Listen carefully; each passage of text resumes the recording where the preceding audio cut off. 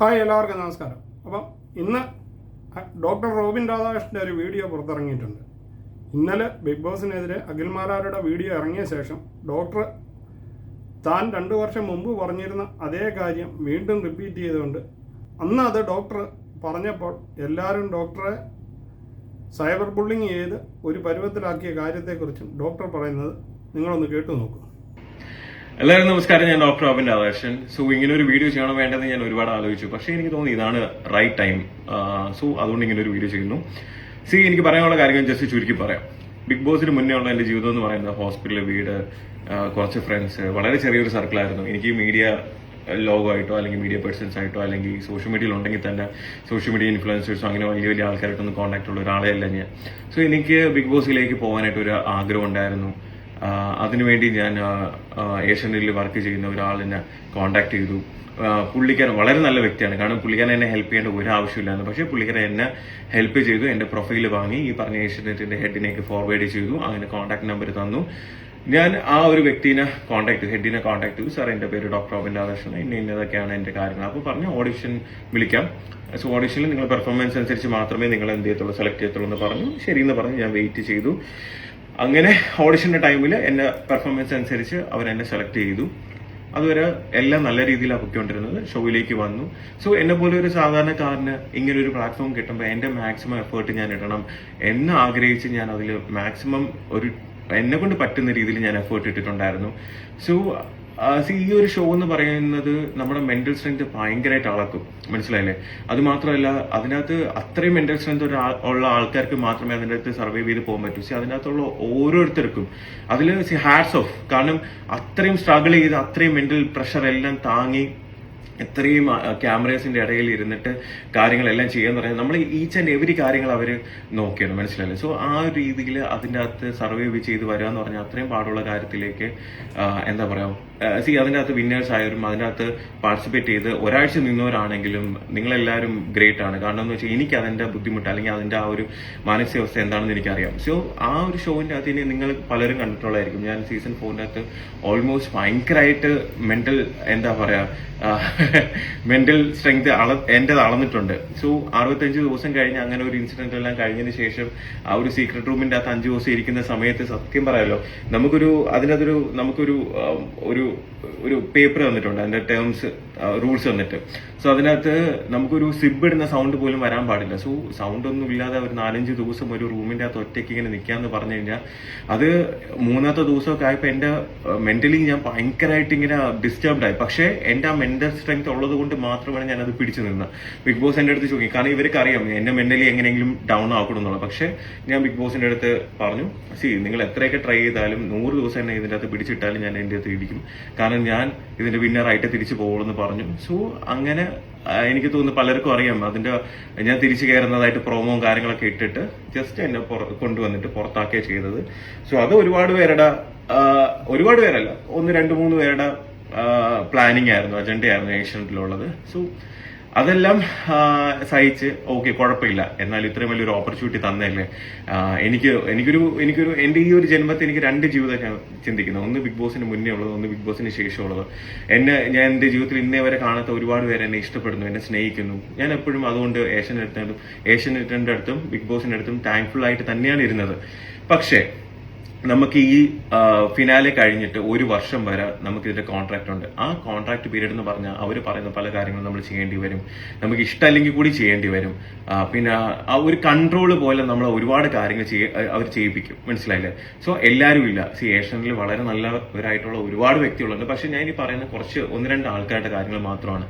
So ഇങ്ങനെയുള്ള ആൾക്കാർ സത്യം പറഞ്ഞാൽ എനിക്ക് ഇഷ്ടമല്ലെങ്കിൽ കൂടി പല കാര്യങ്ങളും ചെയ്യേണ്ടി വരുന്നുണ്ട്. അപ്പൊ അതൊക്കെ വന്നപ്പം ഞാൻ ചില കാര്യങ്ങൾ പറ്റത്തില്ല എന്ന് തന്നെ മുഖത്ത് നോക്കി പറഞ്ഞു. എനിക്ക് പറ്റത്തില്ല സാർ, ഇല്ല സാർ, സോറി സാർ എന്ന് പറയുമ്പോൾ അവർക്ക് ആ സമയം തൊട്ടേ ഓക്കെ, നമ്മൾ വളർത്തുന്ന ഒരാളിനെ നമ്മൾ പറയുന്ന കണക്ക് ചെയ്യാൻ പറ്റുന്നില്ലെങ്കിൽ നീ അങ്ങനെ വളരണ്ട എന്നുള്ളൊരു ആറ്റിറ്റ്യൂഡായി. സോ അതിനുശേഷം തൊട്ട് ഞാൻ എന്ത് ചെയ്താലും നിനക്ക് എഗൻസ്റ്റ് വക്കീൽ നോട്ടീസ് വീട്ടിൽ വിടും.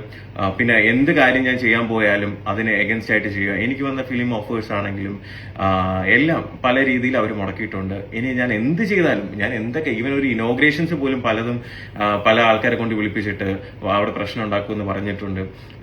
പല രീതിയിൽ ഞാൻ എന്തൊക്കെ ഈവൻ എനിക്ക് ഗോൾഡൻ വിസ പോലും ദുബൈ ദുബൈയിൽ പോലും ഗോൾഡൻ വിസ കിട്ടാവുന്ന സമയത്ത് പോലും പല രീതിയിൽ നിന്ന് ഇവിടുന്ന് പ്രഷർ വന്നിട്ടുണ്ട്. എന്ന് വെച്ചാൽ എന്റെ കരിയർ എൻഡ് ചെയ്യുന്ന രീതിയിലുള്ള പല കാര്യങ്ങളും ഇവർ മുന്നേ ചെയ്തിട്ടുണ്ട്, മനസ്സിലായില്ലേ? സോ ഇങ്ങനെയുള്ള ഒരു അവസ്ഥയിൽ ഒരു ഒരു ഒരു സാധാരണ മനുഷ്യൻ എന്നുള്ള രീതിയിൽ ഒരുപാട് ആഗ്രഹങ്ങളുമായിട്ട് ഇങ്ങനെ ഒരു ഷോയിലേക്ക് വരുന്നു. ഇനിയും ലൈഫിൽ ഒരുപാട് മുകളിലേക്ക് പോകണമെന്ന് ആഗ്രഹിക്കുന്നു. പക്ഷേ ഈ പറഞ്ഞ കോർപ്പറേറ്റ് കമ്പനി അല്ലെങ്കിൽ ഈ പറഞ്ഞ 1-2 പേരുടെ അവരുടെ പേഴ്സണൽ താല്പര്യങ്ങൾ കാരണം എന്റെ കരിയർ അല്ലെങ്കിൽ എന്റെ ജീവിതം നശിപ്പിക്കണം എന്ന് മാത്രമേ അവർ ചിന്തിച്ചിട്ടുള്ളൂ. എന്നെ പല പ്രാവശ്യം വിളിച്ചിട്ട് പറയും, ഒരു റോബിൻ ഉണ്ടാക്കാൻ അറിയാമെങ്കിൽ 100 റോബിൻ ഉണ്ടാക്കാനും അറിയാം, അത് ഇല്ലാണ്ടാക്കാനും അറിയാം. ഇത് പല പ്രാവശ്യം പറയുന്നത്. ഒരു പ്രാവശ്യം ഇത് കേൾക്കുമ്പോൾ പൊടി ഉണ്ടായിരുന്നു, പൊടി വണ്ടിയിലുണ്ടായിരുന്നപ്പോഴേ വിളിക്കുന്നത്. പൊടി ചോദിക്കുന്നത് എന്താ റോബിൻ ചേട്ടാ ഇത് സിനിമയിലൊക്കെ സാധനം ഇങ്ങനെ കേട്ടിട്ടുള്ളതെന്ന് പറയുന്നുണ്ട്. സോ അങ്ങനെയുള്ള കുറെ കാര്യങ്ങളും പ്രഷറും എനിക്ക് വരുന്ന എന്തൊക്കെ കാര്യങ്ങളുണ്ട് അതിനൊക്കെ തടസ്സം വരുത്തുക. എനിക്ക് എഗൻസ്റ്റ് ആയിട്ട് എന്നെ ഇഷ്ടപ്പെടുന്ന ആൾക്കാർ ഒരുപാട് പേരുണ്ടെന്ന് അറിയുമ്പോഴത്തേക്ക് അവർ തന്നെ പല രീതിയിൽ പലരെയും കൊണ്ട് എന്റെ ഫെയിം അല്ലെങ്കിൽ ആൾക്കാരുടെ ഇടയിൽ എന്നെ ഒരു കോമാളിയാക്കുക അല്ലെങ്കിൽ എന്നെ ഒരു മോശക്കാരനാക്കുക.